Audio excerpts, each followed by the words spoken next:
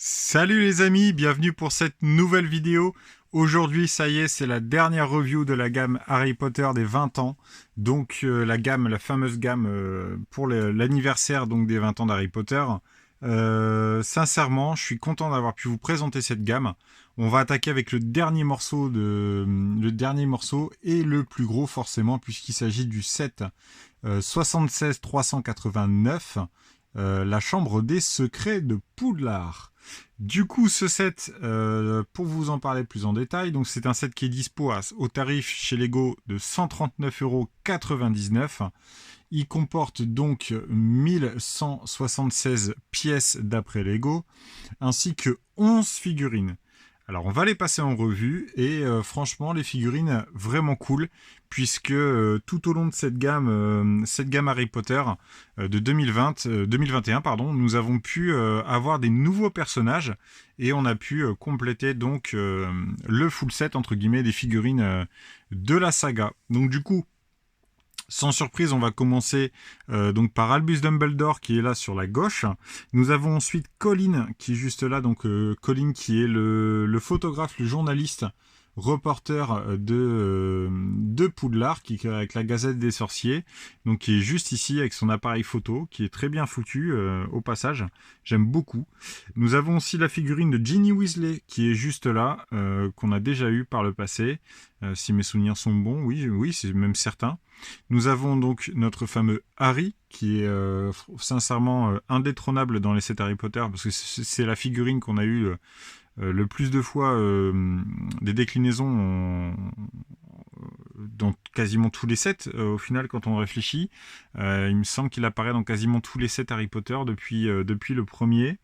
Et puis à côté, nous avons Justin, donc Finch, qui est juste là, donc de la maison Pouf Souffle. Nous avons Luna Lovegood qui est donc de la maison Serre d'Aigle, si je dis pas de bêtises, il me semble que c'est Serre d'Aigle, ou c'est l'inverse, elle est de Poufsouffle et lui de Serre d'Aigle, je sais plus par rapport aux couleurs. Ensuite nous avons, et là c'est une figurine, je suis vraiment content de l'avoir, puisque pour avoir ce personnage il fallait acheter le chemin de traverse. La grosse boîte à 400 balles là, alors perso elle est pas encore à la maison mais elle devrait pas tarder, et je suis content de l'avoir pour le coup puisque c'est une figurine que j'attendais depuis un petit moment dans la collection, et il s'agit donc de Gilderoy Lockhart, qui est donc un des professeurs de Poudlard. Nous avons ensuite professeur Sinistra qui est juste là, qu'on voit pas bien avec son chapeau, mais elle est juste en dessous. La figurine est franchement chouette, hein. La figurine est plutôt chouette parce que je sais pas si vous voyez bien, mais nous avons, ouais, on le voit. On a un effet de brillance en fait sur toute la robe qu'elle porte, qui rend vraiment la figurine très jolie. Et donc nous avons ensuite à côté Tom Jedusor, donc qui est Lord Voldemort. Donc Thomas Jedusor qui est là sur le côté, et nous avons pour la dernière figurine et pas des moindres, puisque pour moi c'est une de mes préférées de cette série. Alors je vous avais parlé dans les précédentes vidéos, c'était la figurine de Madame Bibine que j'adorais, je trouvais vraiment belle. Pour compléter le trio des plus belles figurines, je dirais que Gilderoy est vraiment belle, et aussi donc Nick Quasi sans tête qui est juste là, nouvelle figurine de Nick Quasi sans tête. Et alors je sais pas si je vais pouvoir vous le montrer, parce qu'il va falloir j'éteigne la lumière. Je vais l'éteindre, voilà. Est-ce qu'on va bien le voir? Je vais essayer de vous le montrer à la caméra, mais en fait la figurine brille dans le noir. On le voit un tout petit peu, voilà, là on le voit un peu mieux.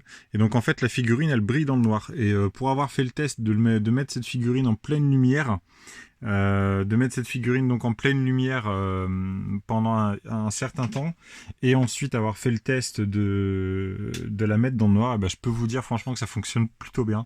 Ça fonctionne même très très bien, parce que le résultat, franchement la figurine elle brille, c'est vraiment top. Et ensuite, donc pour la dernière figurine, là on va parler de la dernière figurine dorée qui viendra compléter la collection. Et je vous montrerai juste à la fin de la vidéo la collection complète ainsi que les choco-grenouilles. Il s'agit donc de la figurine dorée de Lord Voldemort qui est juste là. Donc qui est la figurine la plus compliquée à avoir forcément, puisqu'il faut avoir ce set qui coûte quand même déjà assez cher. Et donc voilà la figurine de Lord Voldemort. Alors toujours pareil, sérigraphiée au dos, marqué les 20 ans de Lego Harry Potter. Et donc voilà, ça y est, on a les 6 figurines, mais je vous montrerai ça après. Ensuite, moi je pense qu'ils auraient dû ils auraient dû le considérer comme des figurines aussi, puisqu'on a, ce sont des miniatures, des baby figs on dira. Ce sont donc les lutins de Cornouailles. Nous en avons 2 qui sont juste là, qui sont magnifiques, puisqu'on est sur une couleur un peu trans blue, je dirais. Franchement bien foutu, le moulage est plutôt sympa et ça aurait été même plutôt cool d'en avoir plus que 2. J'aurais bien voulu en avoir 4 ou 5 dans la boîte complète. Et donc nous avons, pour terminer l'aspect figurine, nous avons donc la nouvelle version du Basilic, qui est juste ici, donc la version 2021 du Basilic, qui est pareil, un peu comme Touffu. On est sur quelque chose à construire, hein, puisque la partie centrale que vous voyez là est entièrement en brick build, et ensuite on vient à poser les pièces de chaque côté. La tête est plutôt cool, elle est vraiment bien faite. Je suis content du résultat, même si sincèrement je préfère quand même la première version du Basilic également, au même titre que Touffu. Je préfère les premières versions qui étaient vraiment plus simples et puis qui étaient moulées, quoi. C'était vraiment c'est ce qu'on considère comme une big fig. Donc c'est un peu con aujourd'hui de devoir faire obligatoirement des trucs avec des pièces à construire, quoi. C'est plutôt sympa quand on a un truc original dans un set comme ça, surtout à ce prix-là. Du coup, je vais passer au plus gros morceau qui est juste là. Je vais virer toutes les figurines, on va les mettre sur le côté. Et puis, je vais vous montrer les différents éléments de cette chambre des secrets.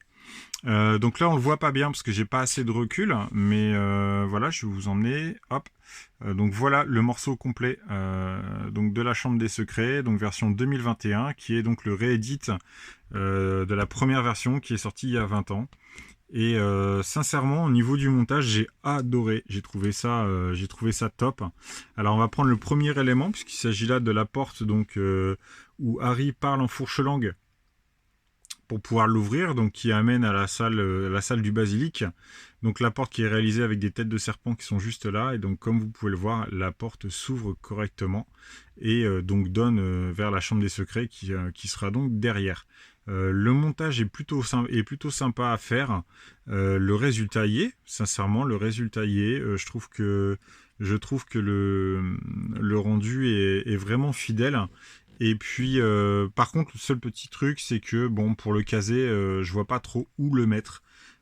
J'essaierai de trouver une solution quand j'installerai le tout dans ma vitrine. Et j'essaierai de le mettre dans l'ordre du film, quoi. Donc, du coup, à l'intérieur, pour vous montrer tout, voilà. Ah oui, ici, bah, du coup, j'ai mis les toilettes de Mimi Géniard, pardon. Donc, du coup, en fait, il ressemble pas vraiment à ça, le château. Pardon, en fait, ça, si vous voulez, là, l'étage là est pas censé exister ici, hein. C'est moi qui l'ai mis là, mais c'est censé être du coup plus bas, forcément. C'est vrai que j'ai complètement oublié de l'enlever, pour le coup. Bon, tant pis, c'est pas grave. Donc, la construction en elle-même. Donc, on a donc une nouvelle version de la tour d'astronomie, entre guillemets, qui est juste ici, donc avec une carte des étoiles qui trône au-dessus de Poudlard avec le gros télescope. Ensuite, on descend, on a le bureau de Gilderoy qui est juste ici, donc Gilderoy Lockhart, avec, comme vous pouvez le voir, tous les portraits à son effigie, parce qu'il est très narcissique, hein, Gilderoy Lockhart. Donc, comme vous le savez, il a tous ses portraits donc qui sont dans son bureau. Ensuite, on va basculer côté droit et ensuite je vous montrerai le sous-sol entre guillemets du château. Puisque nous avons la nouvelle version donc de la salle communale, donc la grande salle du château Poudlard. Comment dire, minimaliste, sincèrement minimaliste, mais je trouve que les détails sont quand même relativement présents. Il y a pas mal de choses à observer. Il y a des petit clin d'œil caché donc à la saga, des éléments qu'on retrouve, plusieurs éléments qu'on retrouve, notamment donc là derrière la bannière des 4 maisons avec l'écusson des 4 maisons, on trouve donc le fameux chapeau qui est caché juste là, donc il n'était pas dans le bon sens, voilà. Et donc le chapeau qui est censé être caché juste ici. Voilà, là il est mieux, on le reconnaît. Donc le chapeau qui est caché juste là. Nous avons aussi donc le fameux pupitre de Dumbledore, pardon, qui est juste là, donc avec une chouette qui écarte les ailes. Nous avons la cheminée donc de la salle ainsi que de la nourriture sur les tables. Franchement, le montage était plutôt intéressant, même si j'aurais préféré avoir une salle plus grande. Encore une fois, s'il s'agit de sets donc d'il y a 20 ans, il s'agit juste d'une version remasterisée du set existant d'il y a 20 ans. Il y a 20 ans, il faut être clair, on n'avait pas une salle communale comme on a pu avoir il y a quelques années, là, dans la grosse salle communale bien complète, là, qu'on avait donc avec tous ces grands détails et puis la barque et tout ça. Donc voilà, ça n'existait pas. Donc sur la première salle Harry Potter, on était sur une salle beaucoup plus petite. Donc celle-là, comme on est sur la réédition, il était logique quelque part qu'on se retrouve avec si peu de détails, même si un truc un petit peu plus long aurait été vraiment sympathique et on aurait vraiment eu cette sensation d'avoir une version remasterisée à la 2021, quoi. Voilà. Ensuite, on va passer donc au sous-sol. Je vais déboîter les morceaux. Du coup, je vais déboîter les différentes parties du château, si j'y arrive. Parce que oui, ça c'est un défaut, c'est que ça se démonte très très mal du coup. Parce que c'est pas emboîté sur beaucoup de pièces. Alors on va faire encore autrement. Je vais déclipser les deux parties. Voilà. Et puis on va passer donc au premier morceau. Donc là, nous avons l'arrivée donc au sous-sol avec le toboggan que vous voyez juste ici. Alors on voit mal, mais vous avez le toboggan donc qui vous fait tomber depuis la trappe derrière les toilettes, qui vous amène en bas, qui vous amène normalement, si je dis pas de bêtises, à la salle. Si je dis pas de bêtises, je crois qu'on atterrit au filet du diable à ce niveau-là. Peut-être, ouais. Je crois qu'on atterrit au filet du diable à cet endroit-là. Donc le toboggan qui nous amène donc dans le sous-sol du château. Et puis ici, donc pour moi, la partie la plus intéressante, franchement, c'était le truc que j'ai préféré monter, puisqu'il s'agit de la fameuse tête. La tête sur laquelle Harry monte quand il combat le basilic. Alors plusieurs fonctionnalités, puisqu'il me semble que la tête s'ouvre. Alors il faut que je fasse la petite manip de l'autre côté, puisque nous avons donc des crochets à enlever. Je vous montre sur le bas, voilà les crochets donc à écarter. Et en fait vous allez voir la trappe entre guillemets la bouche de la statue s'ouvre. Pour le coup, alors on va faire comme ça, je vais reposer ça, et je vais vous montrer ça un petit peu plus haut. Donc voilà, la bouche s'ouvre. Et ensuite vous laissez passer donc le basilic par la tête de la chambre des secrets, quoi. Et franchement le montage était plutôt intéressant à réaliser. J'ai trouvé que c'était bourré de détails. Encore une fois, ils ont fait les choses bien au niveau des fonctionnalités du château, puisqu'il est jouable. C'est vraiment quelque chose qui peut être destiné aux enfants pour pouvoir jouer avec, même si bon, en tant qu'adulte et en tant qu'affole, ce genre de set c'est plus pour de l'exposition et mettre dans la collection. Mais voilà, pour un enfant c'est tout à fait jouable, quoi. Ensuite on a sur les côtés, je vous ai pas montré les deux petites statues qui sont donc dans la chambre des secrets. Et je fais tomber une boîte avec des pièces de Lego.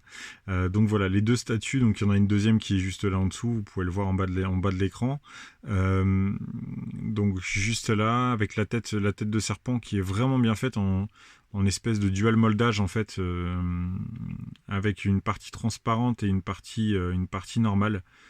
Franchement ça j'ai adoré et je le verrais bien sur une figurine, franchement ça à mettre sur un torse de figurine, ça pourrait être sympa. Faudrait que je fasse le test pour un truc un peu fantastique. Ça peut être intéressant, ouais, ça peut être intéressant, je regarderai ça plus tard. Voilà. Donc ça c'est pour les éléments donc du château qui sont pour moi sincèrement je trouve que le prix on s'y retrouve hein, 140 euros pour la chambre des secrets qui est le plus gros morceau donc de cette gamme 2021 Harry Potter. Je trouvais que au moment de la construction, alors sur l'ensemble de cette gamme, si je dois porter un jugement, je dirais que les constructions sont intéressantes. Elles sont intéressantes dans le sens où vous allez avoir à chaque fois, sur chaque set, des petits détails avec des techniques de construction originales. Par contre, vous avez quand même trop de légèreté sur certains sets où le nombre de pièces s'y retrouve pas et vous avez des gros éléments qui prennent la place en gros quoi. Comme là ces morceaux là qu'on trouve dans plusieurs sets. Voilà, je trouve ça un peu trop léger puisque j'aurais préféré avoir un mur à construire avec des fenêtres en arcade comme ça par exemple. Voilà, ça augmente un petit peu la quantité de pièces et ça rajoute du contenu et ça rajoute une expérience de montage euh, lors de l'achat du set, quoi, lorsque vous le construisez. Donc voilà, c'est peut-être un bémol que je pourrais donner sur cette gamme, même si en soi ça reflète vraiment bien l'esprit des sets qui étaient sortis à l'époque. Euh, des éléments sont respectés, comme la toiture par exemple, la couleur des toitures qui est respectée. Nous avons le côté un petit peu simpliste des sets qui, malgré les fonctionnalités, sont quand même un rappel à ce qu'on pouvait trouver à l'époque. Donc bon, voilà, il y a certains sets où c'est mitigé, il y a certains sets où sincèrement on peut être content du résultat, mais voilà, c'est en demi-teinte, quoi. C'est en demi-teinte, sachant que c'est une gamme où il nous faut sortir quand même plus de 300 balles, quoi. Donc entre 300 et 400 euros, il me semble, de mémoire, si je dis pas de bêtises. Peut-être même plus que ça, hein. Même plus que ça, je crois. On doit être aux alentours des 400 euros pour avoir l'intégralité des 6 boîtes. Donc, du coup, ben, voilà, c'est kiff kiff quoi. Disons que à exposer dans une vitrine, c'est bien. Si vous voulez acheter l'intégralité de la collection pour un enfant, pour qu'il puisse seulement jouer et qu'il n'y a pas d'aspect collection derrière, c'est un peu cher. Je trouve que pour ce tarif-là, vous allez chez Ninjago par exemple, où vous allez avoir une pléiade de sets avec des tarifs moins élevés et vous aurez d'autant de contenu pour faire jouer le gamin quoi. Donc voilà, c'est partagé. Après pour l'aspect, comme je vous dis, moi je vais le mettre en vitrine.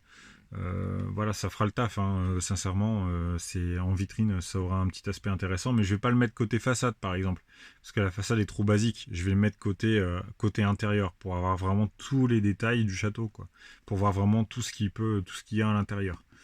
Du coup, on va passer à la dernière chose de cette vidéo et puis à la dernière chose de cette gamme qui concerne cette gamme, puisque le truc le plus intéressant forcément c'était de collecter donc les 6 figurines dorées ainsi que les 16 styles de la collection.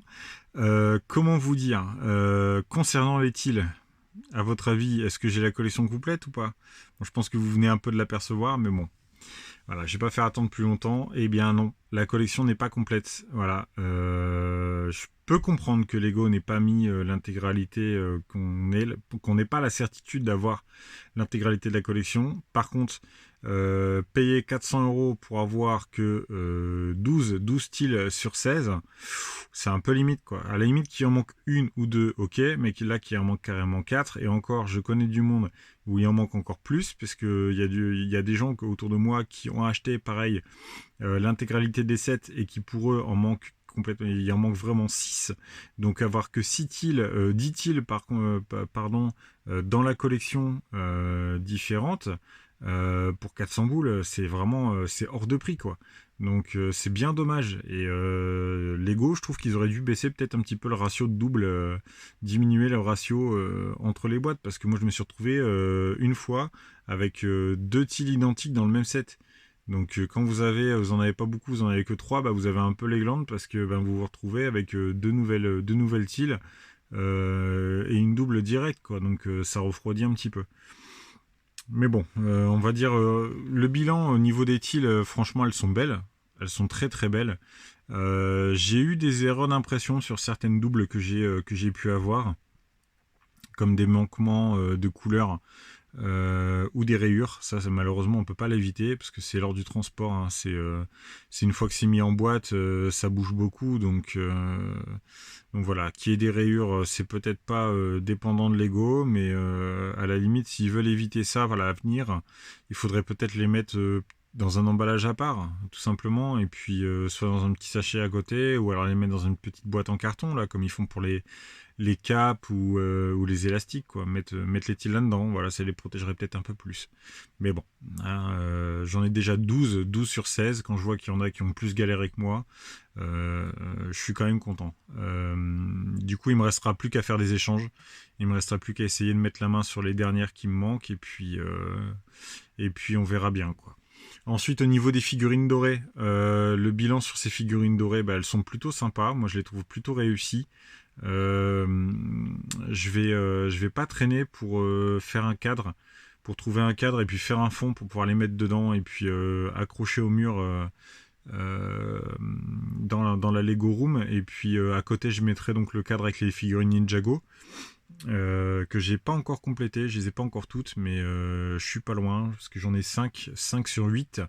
Donc, parce que oui, aujourd'hui il y en a 8 au moment où je vous parle, donc je suis plutôt content. Je suis pas très loin d'avoir terminé. Là, les Harry Potter c'est terminé, mais en tout cas pour le moment, puisque il y a certaines rumeurs qui nous indiquent qu'on devrait avoir des nouvelles boîtes Harry Potter d'ici à la fin de l'année, avec des nouvelles figurines dorées et des nouvelles choco-grenouilles. Donc on verra bien. J'espère que j'arriverai à compléter donc ce qui me manque en choco-grenouille d'ici la sortie des nouveaux sets, pour pouvoir pas trop galérer par la suite à mettre la main sur les premières qui étaient disponibles. Si ma mémoire est bonne, il me semble que j'ai entendu parler en ce qui concerne euh, les nouveaux sets qui devraient arriver. Donc on aurait vraisemblablement, on aurait 6 nouvelles figurines, donc potentiellement 6 nouveaux sets, avec donc McGonagall, on aurait Dumbledore, on aurait le père et la mère de Harry, et on aurait, comment il s'appelle, Hagrid, ainsi que Sirius Black. Voilà, donc on aurait ces figurines-là qui seraient dans la seconde vague des figurines dorées. Et pour moi, je trouve que la seconde vague aura plus, pardon de l'expression, mais elle aura plus de gueule que la première vague. Puisque les figurines, si on a ces 6 figurines dorées là pour la seconde série, bah, ce sera plus intéressant que d'avoir encore une fois du Harry, Ron et Hermione, Rogue qu'on a aussi plusieurs fois. Voilà, je trouve que la seconde vague aura peut-être plus de gueule. À voir aussi au niveau des choco-grenouilles, j'espère qu'ils vont pas nous en sortir 16 nouvelles. Peut-être 10, 12, ça pourrait être pas mal pour venir compléter la collection. Et puis ben j'aviserai d'agrandir le petit pupitre que j'ai fait, le petit socle que j'ai fait pour installer le tout là que vous voyez. Et puis voilà.